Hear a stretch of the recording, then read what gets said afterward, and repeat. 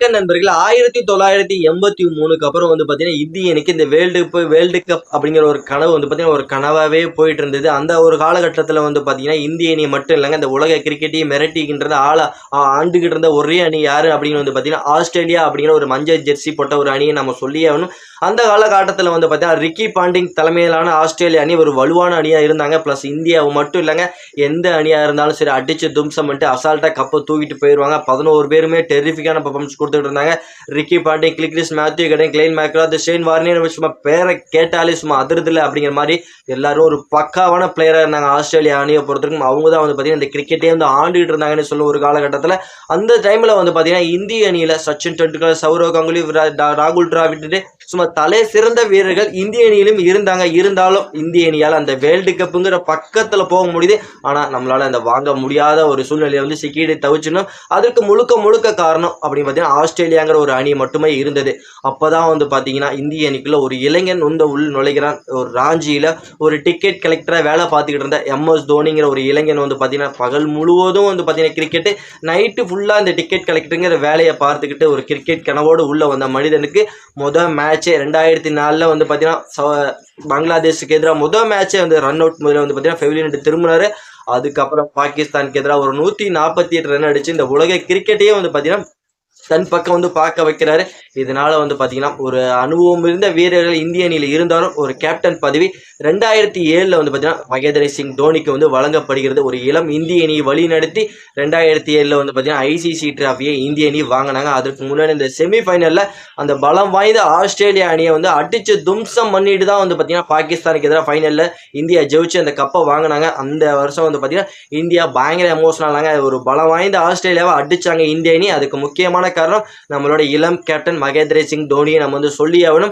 அதோட மட்டும் நம்ம அவர் வந்து நிறுத்தல. அந்த ஒரு ICC டிராஃபியை வாங்கிட்டு அதோட மட்டும் நிறுத்தாமல் மறுபடியும் 2011 வேர்ல்டு கப்லையும் பார்த்தீங்கன்னா அதே ஆஸ்திரேலியாவில் குவார்டர் ஃபைனலில் வந்து பார்த்தீங்கன்னா 260 ரன்னுங்கிறது அடிப்பாங்க ஆஸ்திரேலியா அணி. அதையும் அடிச்சு தும்சம் பண்ணிட்டு இந்திய அணி, அதில் குறிப்பாக நம்ம வந்து சொல்லணும் அந்த மேட்ச்ல யுவராஜ் சிங், சுரேஷ் ரெய்னா, கௌதம் கம்பீர்ன்ட்டு அட்டகாசமான பர்ஃபார்மன்ஸுங்கிறது இந்திய அணிக்கு கொடுப்பாங்க. ப்ளஸ் அதனால இந்திய அணி அசால்ட்டாக அந்த மேட்ச் வந்து சேஸ் பண்ணி குவார்டர் ஃபைனலில் அந்த முரட்டுத்தனமான ஆஸ்திரேலியாவை அடிச்சு தும்சம் பண்ணுவோம். அந்த மேட்சும் ரிக்கி பாண்டிங் ஒரு அரைமான 100 அடிச்சிருப்பாரு.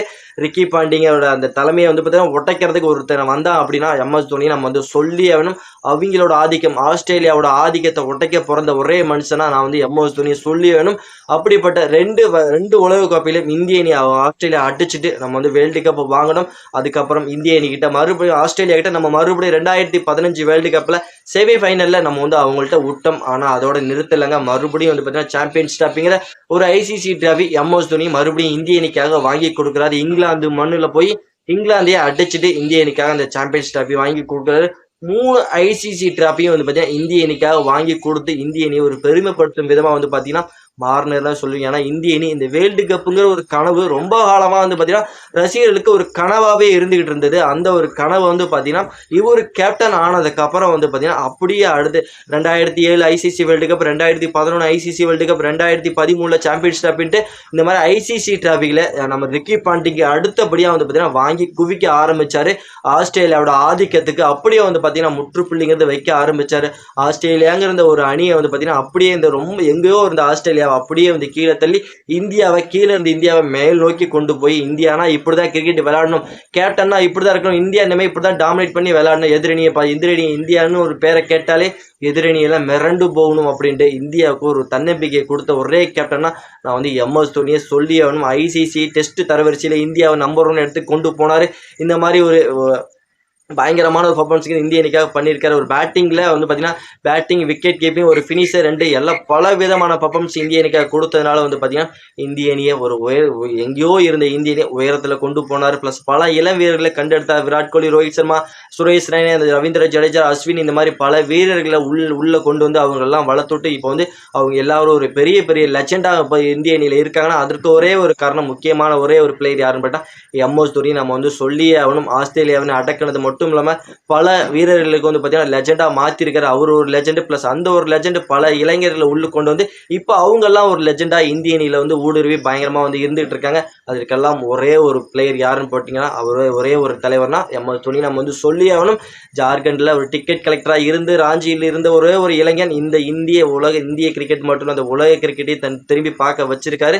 இதற்கு டிக்கெட் கலெக்டராக இருந்த ஒரு சாதாரண ஒரு இளைஞன் 2007, 2011, 2013 ஐசிசி டிராஃபிக்கில் இந்திய அணிக்காக குதிச்சு, அது மட்டும் இல்லாமல் ஆஸ்திரேலியாங்கிற ஒரு பல வாய்ந்த அணியெல்லாம் எப்படி அடக்கணுமோ ஆதிக்கத்தை அடக்கணுமோ அடக்கி காமிச்சிருக்காரு. பல இளைஞர்களை உள்ள கொண்டு வந்தார். அவங்க எல்லாத்தையும் லெஜெண்டா மாத்திருக்காரு.